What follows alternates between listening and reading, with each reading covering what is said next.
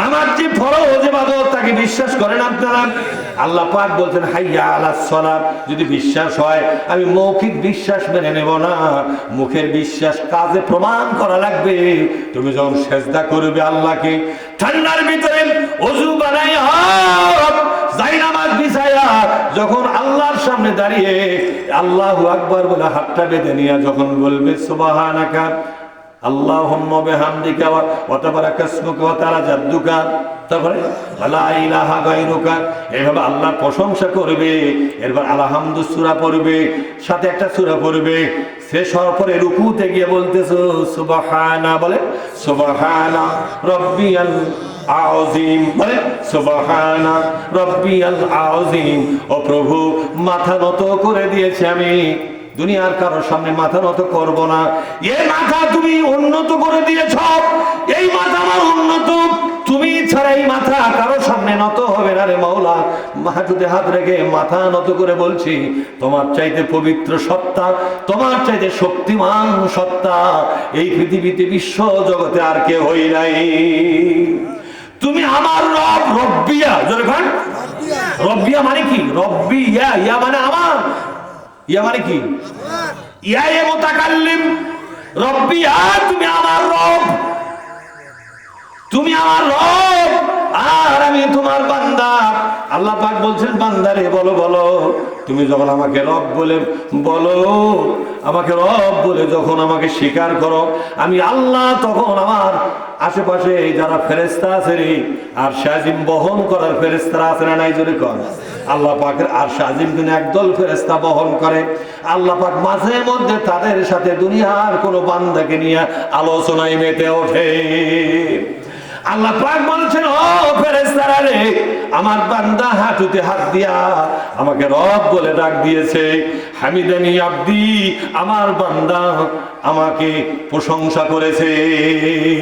মাজ্জাদানি আব্দি, বলে মাজ্জাদানি আব্দি, আমার বান্দা আমার সম্মান আর মর্যাদার ঘোষণা দিয়েছে। বান্দা যখন আমাকে রব বলে মেনে নেয়, আমি আল্লাহ ওই বান্দার কাছে সম্মান পাই, মর্যাদা পাই। আর আমার বান্দা যখন আমাকে সম্মান দেয়, মর্যাদা দেয়, আমি আল্লাহ ওই বান্দাকে সম্মান দেওয়ার সিদ্ধান্ত নিয়ে নিই। এই জন্য আযানের পরের কথাটা কি শোনেন, হাইয়া আলাল ফালাহ, বলেন হাইয়া আলাল ফালাহ।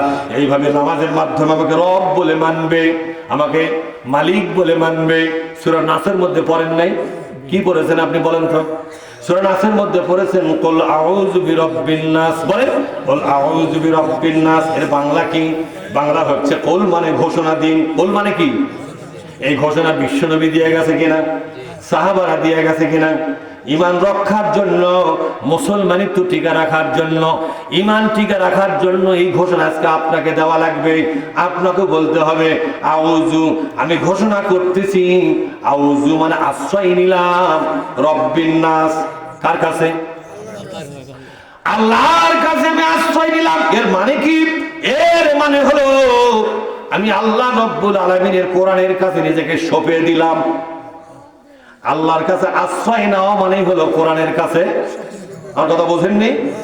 আল্লাহর কাছে আশ্রয় নেওয়া মানে হলো কোরআনের কাছে আশ্রয় নেওয়া। সূরা বাকারার মধ্যে আল্লাহ এই কথাটাই বলেছেন। কি বলেছেন আল্লাহ পাক? আল্লাহ পাক বলছে, যারা নাকি এই কোরআনটাকে ধরে, তারা আল্লাহর রশিটাকে মজবুত করে ধরলো। এ কোরআন হলো আল্লাহর দেওয়া রশি। এ কোরআনটা কি? আল্লাহর দেওয়া রশি। এই রশিকে কেউ যদি ধরতে পারে, রশি ধরে আছে ওই মাথায় আল্লাহর হাতে, এই মাথায় কোরআনের সাথে একটা রশি নেমে দেওয়া আছে। কার সাথে আছে? যখন কার সাথে? রশি বলেন তো কি ওটা? যা বান্দা টানা হয় নাম কি? আপনার কি করেন? দড়ি না রশি? দড়ি, দড়ি রশি একই জিনিস না? আল্লাহ পাক বলছেন, যারা নাকি আমার কোরআনটাকে ধরল, যে রশিটা আমার কোরআনের সাথে লাগানো আছে, এটা কেউ দেখে না, কিন্তু আমি রশিটা বেঁধে রেখেছি কার সাথে? কোরআনের সাথে। এই রশিটা গায়েবী ভাবে আমি আল্লাহ পাকের আরশ আজিমের আর একটা অংশ আছে, যারা কোরআনটাকে মজবুত ভাবে ধরবে, রশির এক মাথা টান দিয়া ওই বান্দাকে আমি আমার কোলে ফিরাইয়া নিব। যারা বলল সুবহানাল্লাহ। ওয়াতাসিমু বিহাবলিল্লাহি জামিয়া, তোমরা আল্লাহর রশিকে সবাই মিলে ধরো। যদি একটা বার আল্লাহর রশিকে ধরতে পারতে, লান ফিসামালাহা, বলে লান ফিসামালাহা, এর রশি কোনদিন ছিঁড়বে না। দুনিয়ার রশি যে কোনো বিপদে ছিঁড়ে যেতে পারে, পারে কি পারে না? কিন্তু আল্লাহর রশি কি ছিঁড়বে? এই রশি তৈরি করেছে আমার আল্লাহ। সেজন্য কোরআন যারা ধরবে তারা আল্লাহ রশি ধরলো, আল্লাহ পাক রশি টান দিয়া বান্দাকে বান্দিকে তার কোলের মধ্যে নিয়ে নেবে। যারা বলুন না সুবহানাল্লাহ। ও বন্ধু, সেই জন্য আল্লাহ রব্বুল আলামিন কোরআনুল কারীমের ভিতরে আমাদের জন্য যে পথ নির্দেশনা দিয়েছেন তা মেনে চলা আমাদের জন্য ফরজ না নফল? জোরে কোন ফরজ না নফল? এজন্য আযানের পরের কথাটাই কি বলা হয়েছে? হাইয়া আলাল ফালাহ বলা হয় নাই? দুইবার করে বলা হয়। কয়বার? দুইবার করে বলা হয়। তোমরা যদি আল্লাহকে রব বলে মানো, এই মানার মধ্যেই তোমাদের মর্যাদা তৈরি হবে, তোমাদের সম্মান তৈরি হবে, তোমাদের সম্মান প্রতিষ্ঠা হবে। ভাইরা আমার, ওই যে বলতেছিলাম সূরা নাসের ভিতরে, বল আউযু বিরাব্বিন নাস, আমরা নাসের যিনি রব, নাসের রবকে, নাস মানে মানুষ, মানুষের রবকে, মানুষের রব হচ্ছেন আল্লাহ। আমরা আজ থেকে ওই আল্লাহর কোরআনের কাছে নিজেকে সঁপে দিলাম। এ কথার মানে হলো, তোমরা ঘোষণা দাও যদি ঈমান বাঁচাবার চাও, তোমরা ঘোষণা দাও যদি, আমার সাথে বলেন তো, তোমরা ঘোষণা দাও যদি ঈমান বাঁচাতে চাও, যদি ঈমান বাঁচাতে চাও, মুসলমানিত্ব যদি বাঁচাতে চাও, ঘোষণা দাও রে আল্লাহর বান্দা, আমি নিজেকে কোরআনের কাছে সুপর্দ করে দিলাম। আজ থেকে কোরআন ছাড়া অন্য কিছু মানবো না।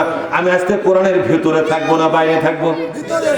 এ কথার মানে হলো আমি আল্লাহর কাছে এই ওয়াদাবদ্ধ হয়ে গেলাম, আল্লাহর কাছে আমি ওয়াদাবদ্ধ হয়ে গেলাম গো, আজ থেকে আমি কোরআনের ভিতরে থাকবো, আর কোনোদিন কোরআনের বাইরে যাব না। যদি আল ঠেলার সময় মনে করব আল ঠেললে কোরআনের বাইরে চলে গেল, ঠিক না?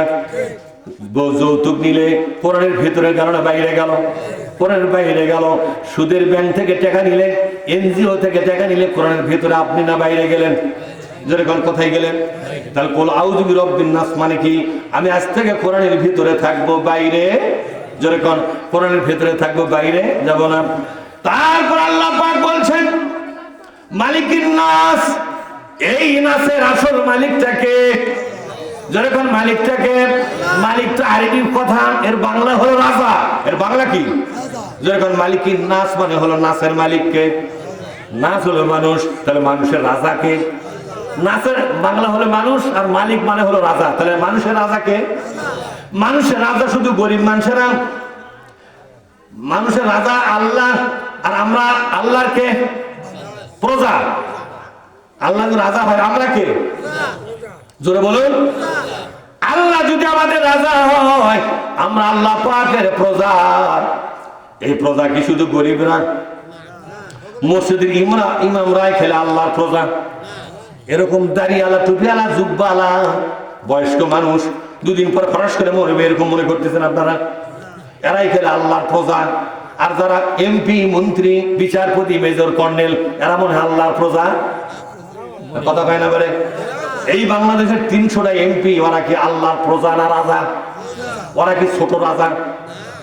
আল্লাহ বড় রাজা, ওরা হলো ছোট রাজা। ব্যাপারটা কি তাই? তাহলে এর মানে কি? এই সূরাটা বিশ্বাস করা মানে হলো, এমপি যদি এই সূরা বিশ্বাস করে, সূরা নাস যদি বিশ্বাস করে, এমপি কে বলতে হবে আমরা কোনোদিন রাজা নয়, আমরা হলাম একজন মহারাজার প্রজা। ঠিক না? ঠিক। আমরা একজন মহারাজার প্রজা। প্রজার কাজ হলো রাজার আইন মেনে চলা। ঠিক না? ঠিক। প্রজার কাজ হলো রাজার আইন মেনে চলা। মেনে চলা কিনা তো দেখো ভাই, আমার কোন প্রজা যদি রাজার আইন না মানিয়া নিজেই নতুন করে আইন বানায়, এই প্রজা ওই রাজার সাথে বিদ্রোহ করলো কিনা? যেরকম বিদ্রোহ করলো কিনা? এর জন্য কবি নজরুল কে বলেছেন? বীর মুসলমান, বলেন বীর মুসলমান মুসলমান ধরো আল কোরআন, ফিরায় আনো সেই হারানো সম্মান। বীর মুসলমান নারায়ে তাকবীর, নারায়ে তাকবীর, আল কোরআনের আলো,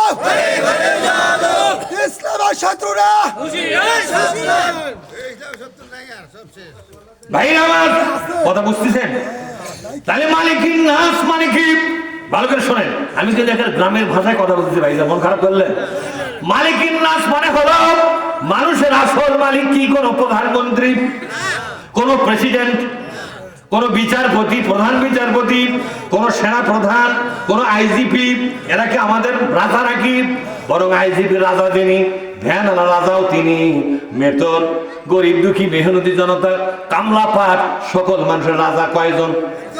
এজন্য আল্লাহ পাক বলছেন, বলো বলো ঘোষণা দাও, যদি মুসলমান হয়ে বাঁচতে চাও, ইমানদার হয়ে যদি বাঁচতে চাও, রাজা বলে মেনে নাও কারে?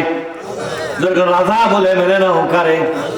ইলাহিন নাস, ইলাহুন মানে আইন প্রণেতা, আইন দিতে, আইন মানতে হবে কার? যখন আইন মানতে হবে কার? উপাসনা করা, উপাসনা মানে আইন মেনে চলা, আইন মানতে হবে আল্লাহ পাকের। সুতরাং মানুষের জন্য আইন দেওয়ার একমাত্র অধিকার কার?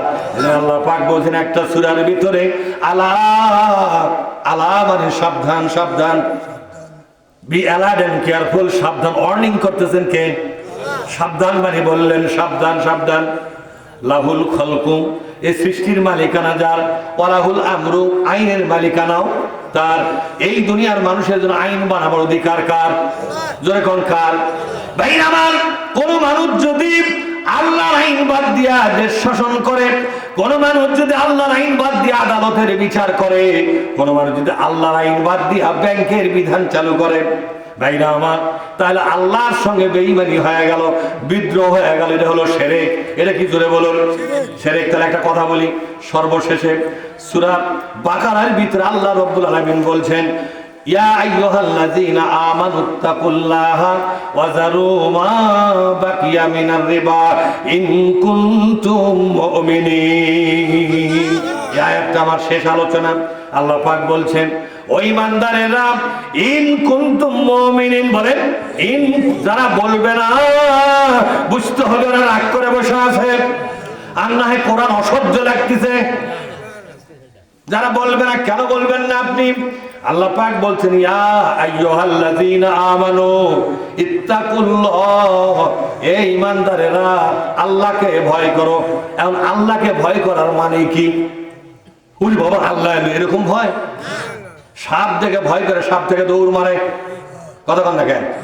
আগুন থেকে ভয় করা মানে আগুন থেকে দৌড় মারেন। আকাশ থেকে পাথর বৃষ্টি হয়, পাথর বৃষ্টি থেকে ভয় করে যারা, তারা পাথর থেকে দৌড় মারে। আল্লাহ থেকে ভয় করা মানে আল্লাহর থেকে দৌড় মারা। তাহলে এই ভয় করা মানে কি? এই ভয় করার মানে হলো দুইটা। যেরকম কয়টা? একটু হাত তোলা লাগবে বাজান, আমার কথায় কথা আপনাকে চলতে হবে, তাহলে অফ করে শান্তি নাই। কয়টা? দুইটা কাজ একত্র করলে আল্লাহর ভয় প্রমাণ হয়। প্রথম হলো আল্লাহর ভয়ে কবিরা গুনাহ ছেড়ে দেওয়া লাগবে। কি গুনাহ? জোরে কোন? কবিরা। এখন হাত নামান। কবিরা গুনাহ কাকে বলা হয়? কবিরা গুনাহ বলা হয় সেই অপরাধ যে অপরাধের জন্য দুনিয়ায় শাস্তির ঘোষণা আছে, কবরে শাস্তির ঘোষণা আছে, আখিরাতে শাস্তির ঘোষণা আছে। তার নাম হলো কবিরা গুনাহ। তার নাম কি? জোরে কোন?